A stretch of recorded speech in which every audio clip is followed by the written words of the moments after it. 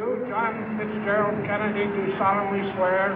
I, John Fitzgerald Kennedy, do solemnly swear. That you will faithfully execute the office of President of the United States. That I will faithfully execute the office of President of the United States. And will, to the best of your ability. And will, to the best of my ability. Preserve, protect, and defend the Constitution of the United States. Preserve, protect, and defend the Constitution of the United States. So help you God. So help me God.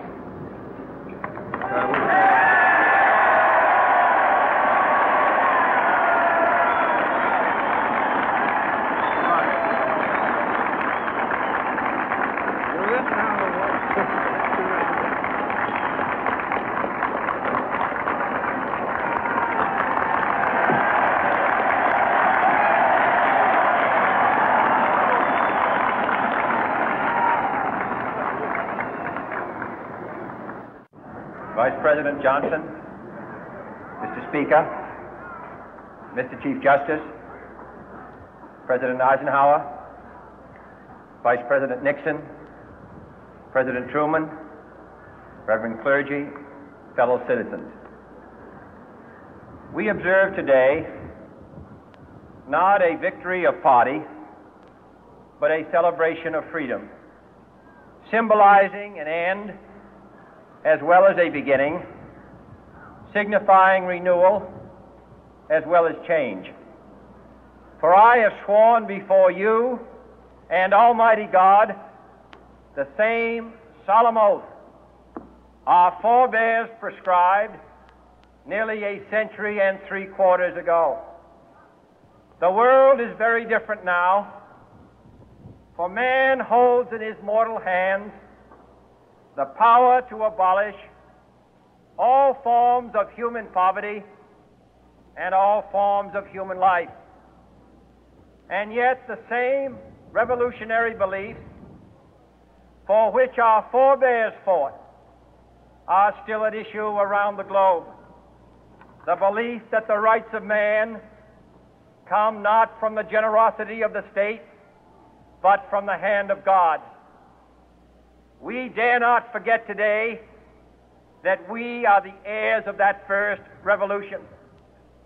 Let the word go forth from this time and place to friend and foe alike that the torch has been passed to a new generation of Americans born in this century, tempered by war, disciplined by a hard and bitter peace, proud of our ancient heritage, and unwilling to witness or permit the slow undoing of those human rights to which this nation has always been committed and to which we are committed today at home and around the world.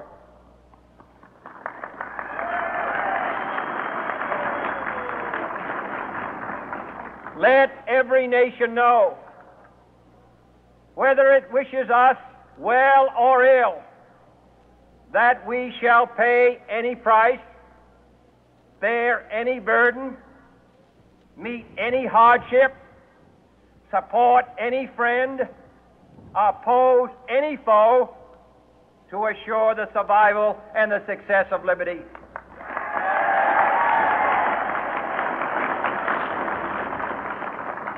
This much we pledge and more. To those old allies whose cultural and spiritual origins we share, we pledge the loyalty of faithful friends.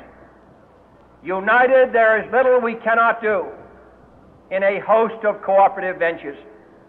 Divided, there is little we can do, for we dare not meet a powerful challenge at odds and split asunder. To those new states whom we welcome to the ranks of the free, we pledge our word that one form of colonial control shall not have passed away merely to be replaced by a far more iron tyranny. We shall not always expect to find them supporting our view, but we shall always hope to find them strongly supporting their own freedom, and to remember that in the past, those who foolishly sought power by riding the back of the tiger ended up inside.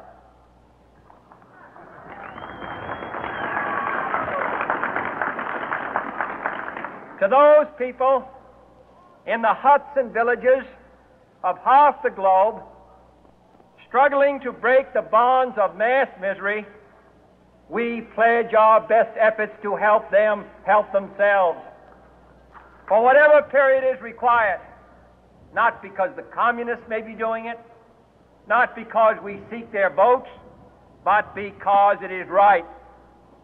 If a free society cannot help the many who are poor, it cannot save the few who are rich.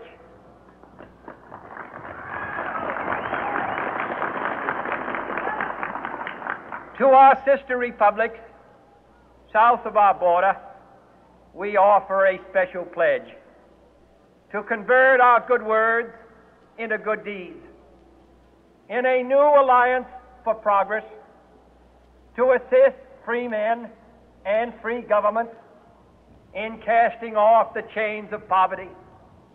But this peaceful revolution of hope cannot become the prey of hostile powers. Let all our neighbors know that we shall join with them to oppose aggression or subversion anywhere in the Americas. And let every other power know that this hemisphere intends to remain the master of its own house.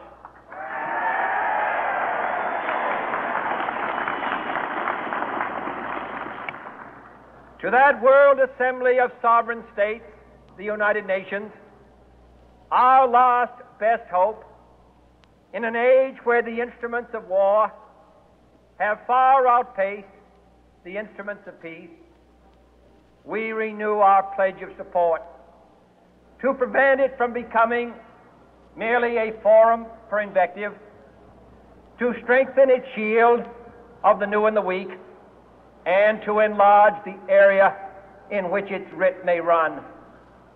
Finally, to those nations who would make themselves our adversary, we offer not a pledge, but a request that both sides begin anew the quest for peace.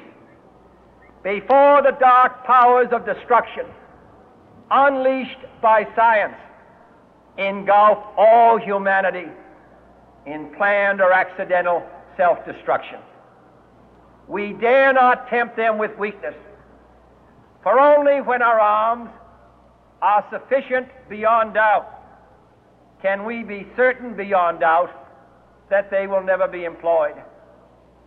But neither can two great and powerful groups of nations take comfort from our present course, both sides overburdened by the cost of modern weapons, both rightly alarmed by the steady spread of the deadly atom, yet both racing to alter that uncertain balance of terror that stays the hand of mankind's final war.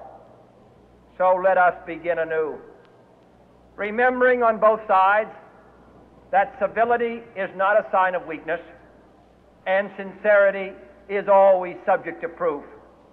Let us never negotiate out of fear, but let us never fear to negotiate.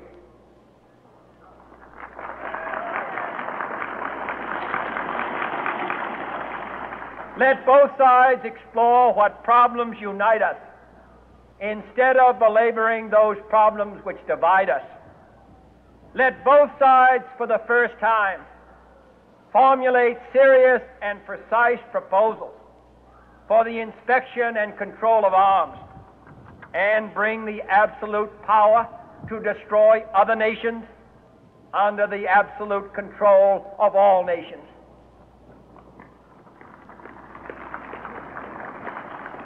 Let both sides seek to invoke the wonders of science instead of its terrors.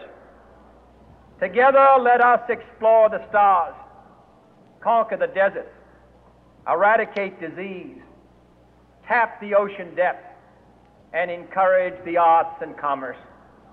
Let both sides unite to heed in all corners of the earth the command of Isaiah to undo the heavy burden and let the oppressed go free. And if a beachhead of cooperation may push back the jungle of suspicion, let both sides join in creating a new endeavor, not a new balance of power, but a new world of law, where the strong are just and the weak secure and the peace preserved. All this will not be finished in the first 100 days, nor will it be finished in the first 1,000 days, nor in the life of this administration, nor even perhaps in our lifetime on this planet. But let us begin.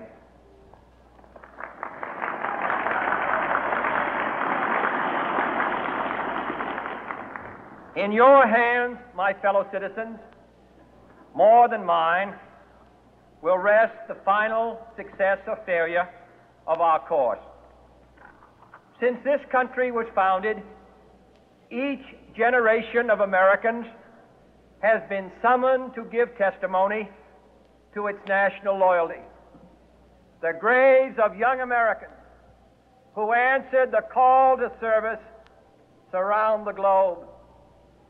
Now the trumpet summons us again, not as a call to bear arms, though arms we need, not as a call to battle, though in battle we are, but a call to bear the burden of a long twilight struggle, year in and year out, rejoicing in hope, patient in tribulation, a struggle against the common enemies of man, tyranny, poverty, disease, and war itself. Can we forge against these enemies a grand and global alliance, north and south, east and west, that can assure a more fruitful life for all mankind? Will you join in that historic effort?